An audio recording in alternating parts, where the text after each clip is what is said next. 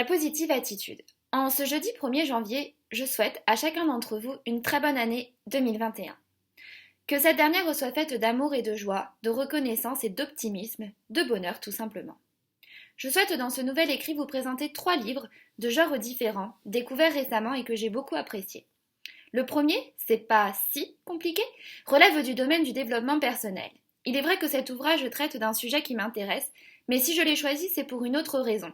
L'auteur est Laurie Pester, la chanson de Ma meilleure amie ou encore La positive attitude.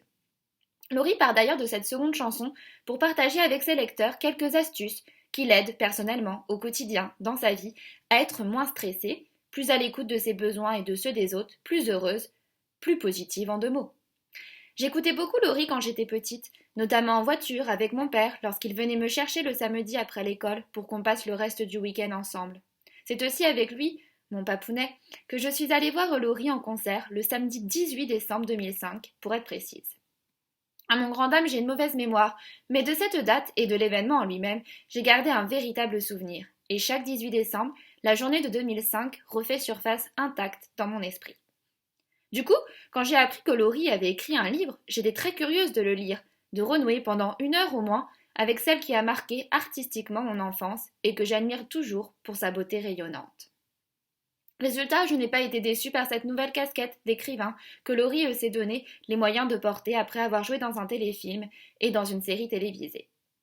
J'ai déjà potassé à plusieurs reprises les sujets sur lesquels Laurie écrit, comme le lâcher-prise et la confiance en soi. Je n'ai donc rien appris de nouveau dans C'est pas si compliqué. Mais pour ce genre de choses, réentendre ce que l'on sait ne fait pas de mal. Au contraire, cela consolide nos connaissances et nous permet petit à petit de les faire nôtres et de les concrétiser. Dans son livre, Laurie essaye de partager, grâce au récit de ses propres mises en pratique, des théories qui permettent de mieux vivre. Elle emploie des mots du quotidien, ce qui rend l'ouvrage facile d'accès. Elle s'adresse parfois directement à ses lecteurs. No panique, je vais vous expliquer. Ce qui donne l'illusion d'être tout simplement en train de discuter avec la chanteuse. Laurie Pester réalise aussi des résumés très clairs de diverses recherches scientifiques, comme celle portant sur la loi de l'attraction. Enfin, après qu'elle ait confié à ses lecteurs, et donc à ses fans, avoir une relation particulière au livre, confidence qui m'a rendu l'artiste encore plus sympathique. Allez savoir pourquoi. Laurie donne des conseils de lecture. J'ai pris en note certains titres afin de pouvoir consolider mes acquis. Ou peut-être juste afin de continuer, une fois c'est pas si compliqué terminé, à vibrer sur la même fréquence que celle de ma star préférée. Le deuxième ouvrage que j'aimerais vous présenter s'intitule Vous faites quoi pour Noël et raconte un épisode de la vie d'une jeune trentenaire. J'ai dévoré ce livre, sous ma couette, avec ma chienne collée contre moi, car je suis bien ainsi, mais aussi car le récit se passe à Noël. Il fallait que je me mette complètement dans l'ambiance. L'héroïne de ce livre s'appelle Pauline. Elle a couché avec un collègue dans son parking et la scène a été filmée par une vidéo de surveillance tout juste installée. Ça a l'air chaud. La jeune femme veut effacer l'enregistrement, car elle craint que ce dernier porte préjudice à sa carrière. Mais pour y arriver, Pauline doit entrer incognito dans la loge du gardien de son immeuble, David, ou, si ce dernier la surprend, trouver un compromis avec lui. Évidemment, Pauline galère à ouvrir avec une épingle à cheveux la porte de la loge.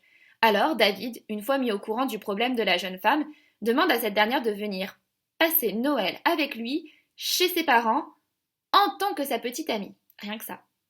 Vous voulez que moi je parte en vacances avec vous, alors que je vous connais depuis 5 minutes? Et en plus dans votre famille, pour passer les fêtes de Noël. Quelle drôle d'idée, pourrait sans conteste rajouter Pauline. Et pourtant, elle ne rêve pas. C'est bien ce que David veut. Car ainsi sa famille, ose-t-il espérer, cessera de lui poser des questions sur sa situation amoureuse. Pauline hésite, et elle a raison, car ce que David ne lui a pas dit, c'est que sa mère et les villageois du village dans lequel elle habite sont dingues de Noël et respectent toutes les traditions qui ont été petit à petit instaurées à l'occasion de cette fête. Vous pouvez essayer d'imaginer si cela vous amuse ces traditions, mais sachez que vous n'y arriverez pas. Et cette fois, c'est moi qui ose dire une telle chose. Pauline finit quant à elle par accepter le deal. Et comme promis, elle envoie de toutes les couleurs auprès de la mère, de la sœur et du frère de David. Mais cette famille est malgré tout attachante. Et le garçon dont la jeune femme prétend être la petite copine n'est pas mal non plus. Vraiment pas mal. Il a les épaules larges et le dos musclé. Certaines aiment les fesses, moi je préfère le dos. Un homme avec un dos bien dessiné, c'est plein de promesses. Alors, que va-t-il se passer? Je ne vous en dis pas plus, car je crois qu'à présent vous en savez juste assez pour ne pas avoir d'autre choix que celui de lire le livre. Cet ouvrage dont je viens de vous parler est en fait le 5e que je lis de l'auteur Karen Pont. Et cette dernière, dans son style d'écriture et ses idées, ne m'a une fois de plus pas déçue. Ainsi, si Vous faites quoi pour Noël vous a plu, je vous conseille les précédents. Bon moment garanti à travers des histoires qui ne sont pas les nôtres, certes, et heureusement, ou pas, mais qui y ressemblent de près, ouf, ou pas. La différence se faisant dans la quantité de folie. Le dernier livre que je vous cite est une autobiographie. Je vous avais prévenu, j'ai essayé de varier pendant ces vacances les genres littéraires. Divers, donc, mais tous aussi intéressants les uns que les autres. Pour vous dire la vérité, je n'avais encore jamais lu d'autobiographie. Et pour commencer, je n'ai pas fait dans la demi-mesure, puisque Devenir de Michelle Obama compte 750 pages. Mais au final, je ne me suis pas vue les tourner, car j'ai été aussitôt emportée par la narration. Ainsi, à défaut de rendre visite à mes parents pour Noël, j'ai traversé l'océan Atlantique et séjourné 4 jours en Amérique. J'ai beaucoup aimé découvrir la vie de celle qui a été récemment la première dame des États-Unis pendant 8 ans. Car en fait, je ne connaissais rien de son enfance, des difficultés qu'elle a endurées en tant qu'adolescente afro-américaine et de sa personnalité. La manière d'écrire de Michelle Obama est très agréable à lire, car très fluide avec notamment des dialogues. Elle est aussi empreinte d'humour et de sentiments. Je m'attendais à cause du genre à des énumérations de dates et d'événements, ainsi qu'à des louanges à n'en plus finir sur Barack Obama. Mais ça n'a absolument pas été le cas. Le récit est centré sur Michelle Obama, sur son vécu et ses ressentis. La jeune femme confie très vite à ses lecteurs son envie viscérale de réussir à l'école, à l'université, puis à la faculté, notamment pour prouver au monde qu'être une femme noire, issue d'une famille modeste, n'enferme pas forcément dans un carcan. Elle en est l'exemple même. Il y a des possibilités pour contrer les stéréotypes et se faire une place de choix dans le monde. Comment ? En croyant en soi et en travaillant. Tiens, Laurie aurait-elle coaché Michelle Obama avant d'écrire son livre ? Ou bien est-ce Michelle Obama qui aurait par sa vie inspiré le livre de Laurie ? Qui est la poule ? Qui est l'œuf ? J'ai découvert au fil des pages de Devenir une femme qui, dès son plus jeune âge, était curieuse, ambitieuse et aimante. Une Michelle Obama qui n'a pas sa langue dans sa poche, mais qui pense aux autres et ne chôme pas pour réaliser ses rêves. J'ai suivi impressionné le parcours scolaire de la fille unique de Fraser Robinson, mais j'ai encore plus aimé lire les pages dans lesquelles la jeune diplômée raconte sa rencontre avec Barack Obama, un étudiant venu pour qu'elle le recrute en tant que juriste. Je l'ai trouvé assis sur un canapé, un certain Barack Obama, en costume sombre et légèrement humide à cause de la pluie. La mine penaude, il m'a prié d'excuser son retard tout en me tendant la main. Il avait un large sourire et était plus grand et élancé que je ne l'avais imaginé. Un jeune homme qui, de toute évidence, ne devait pas être un gros mangeur et semblait par ailleurs ne pas avoir l'habitude d'être en costume. J'ai aussi assisté avec enthousiasme à la demande en mariage, puis au mariage de Michelle et Barack Obama. J'ai appris avec intérêt que la jeune mariée avait subi des traitements médicaux pour que le couple puisse avoir un enfant, et j'ai eu de la peine en découvrant qu'elle avait fait une fausse couche. Enfin, je me suis réjouie pour la naissance de Malia, puis pour celle de Sacha. Moi qui aime les histoires de vie, j'ai été servie d'en devenir, alors que je ne m'y attendais pas du tout. Quelle belle surprise de Noël. Bien sûr, la carrière de Barack Obama, qui a été entre autres juriste et sénateur de l'Illinois, puis des États-Unis, avant de devenir président, a été abordée dans ce livre, mais jamais de manière ennuyante, notamment parce que Michelle Obama n'aime pas la politique. Ce que la jeune femme aime, c'est s'investir concrètement pour des causes qui lui tiennent à cœur, comme l'obésité infantile et la vie des anciens soldats. Pendant les mandats présidentiels, elle a également cherché à encourager l'éducation des filles dans le monde et à faire reconnaître les talents des jeunes issus des minorités. J'ai été étonnée en apprenant que grâce à Madame Obama, beaucoup d'enfants de milieux défavorisés ont pu passer des journées à la Maison-Blanche, en jouant dans le parc, en assistant à des spectacles ou même en cultivant le potager présidentiel. J'ai aussi aimé l'idée selon laquelle la famille Obama possède 2 chiens, Beau et Sunny. L'ancienne première dame des États-Unis, devenue aujourd'hui auteure, ose dans son autobiographie parler de ses peurs, qui pendant 8 ans troublaient son quotidien. Par exemple, celle d'être tuée à cause de son statut privilégié. Pour éviter un tel drame, les libertés de déplacement de Michelle Obama étaient très contrôlées, et par conséquent assez limitées, ce qui n'était vraiment pas drôle à vivre. Même Malia et Sacha étaient sous haute protection. C'est pourquoi l'épouse de Barack Obama s'est souvent demandé comment ses filles vivaient cette situation extraordinaire que le métier de leur père leur imposait au quotidien.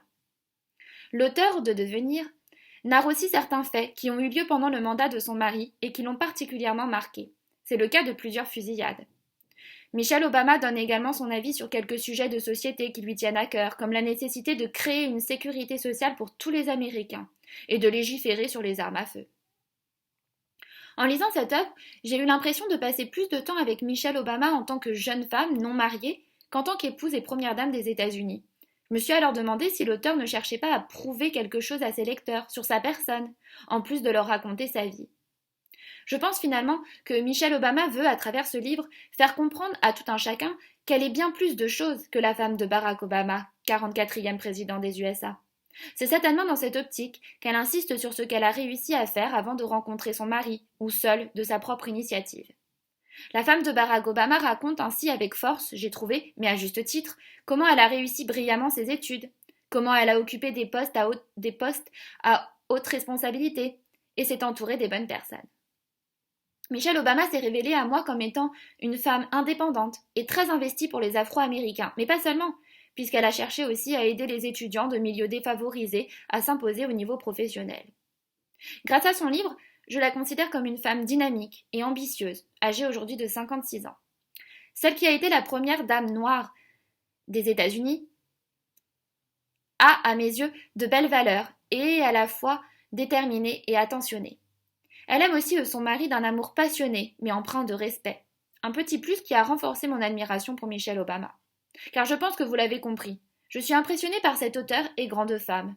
Je suis admirative au point que je regrette de ne pas avoir pris le temps plus tôt de connaître Michelle Obama. Ainsi, j'aurais pu mieux apprécier sur le moment son investissement pour son pays. Mais pas de culpabilité, me crie déjà Laurie. Ou Michelle Obama, le mystère n'a pas été résolu. Le mal est oublié, car je me suis rattrapée aujourd'hui. Je suis même allée plus loin, en considérant la mère de Malia et Sacha comme une source d'inspiration, une sorte de modèle à la fois sur le plan professionnel et sur le plan personnel. Chers amis, n'hésitez pas à lire Devenir, même si vous connaissez les noms et les objectifs des différents projets dans lesquels Michelle Obama a donné de sa personne pendant les 8 mandats présidentiels de son mari. Car vous y découvrirez une personne attachante et optimiste qui confirme cette idée selon laquelle derrière un grand homme se cache bien souvent une femme discrète, mais qui mérite tout autant que son époux d'être reconnue et appréciée. Bonne lecture, j'espère, et bonne année 2021.